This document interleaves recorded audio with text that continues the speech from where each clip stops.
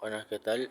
Este es el MG5, la versión Elegance, transmisión manual. Vamos a enseñar cómo es que suena este coche. Si tienes la duda o algo, aquí está, mira, MG5 2022. ¿Cómo no? Transmisión manual, 5 velocidades. Vamos a ver cómo suena. Si quieres checar, si tienes esa duda, si no has visto cómo suena, aquí ahorita lo vamos a ver.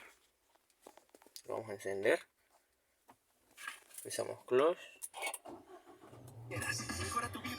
Vamos al radio.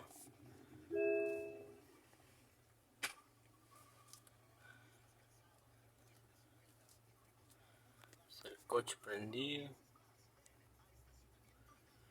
Vamos a bajar los cristales. Vamos a echar esta sinfonía. Vamos a bajarle. Ahora sí, escuche.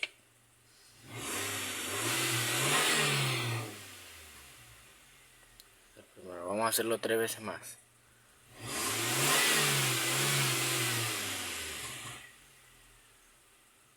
No suena como la gran cosa, no es como se imaginaban mucho, pero miren.